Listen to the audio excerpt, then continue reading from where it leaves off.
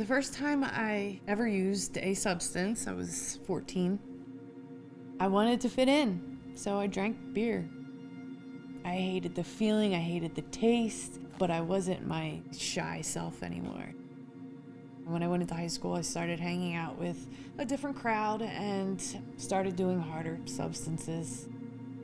And until I found my niche, I dibbled and dabbled in all kinds of stuff. Eventually, I started replacing the positive things that I had in my life with drugs.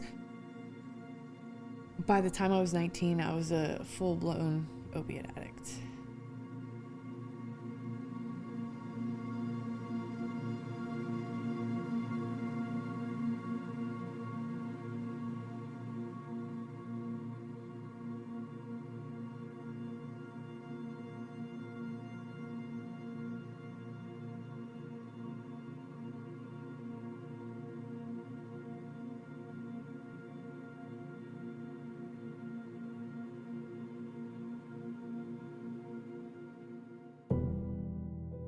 I weaned myself off of the pills, and then I just stopped for about 2 years.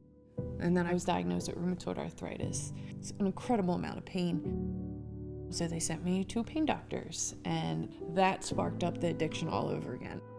And I played into that, like, okay, give me all of the pills.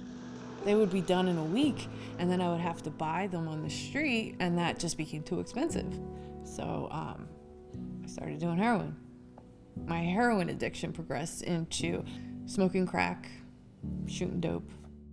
I was so consumed with myself and my drug addiction, it was just like nothing else mattered. I was lost. I was in and out of recovery houses at that point. I had no house, I had no money. The only thing I had was my car, and that wasn't working.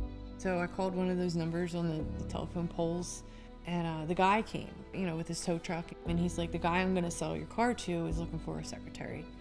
I went down the next day and I talked to the owner, and he hired me immediately. And so I told him I had nowhere to go. He's like, you could stay here, stay in the office. There's a shower, there's a couch, there's a TV. I thought this was great. I got a place to stay, I'm safe, I got money, I can feed my addiction. And I thought, this guy's really looking out for me. All of that changed within a week. Those paychecks turned into, I'm not giving them to you unless you do these sexual favors for me. Not just him, but the guys in the shop, his friends, by word of mouth, spread it like, hey, I got this girl, come get her. If I said no, he would get pissed off, and he would get extremely violent with me. It lasted about 3 or 4 months. He had told me to go pick up this car part out in Jersey. And so I took one of the cars from the shop, and I ended up getting arrested. I was in jail about 3 months, and when I got out, I went to a crisis center and I got sober.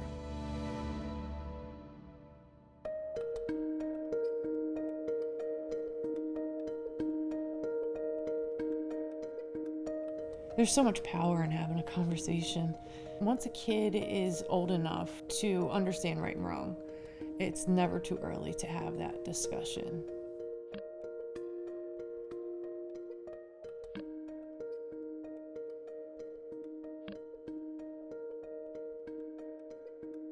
He came off as like a very charming, nice guy, very sociable, easy to talk to. He was a normal guy.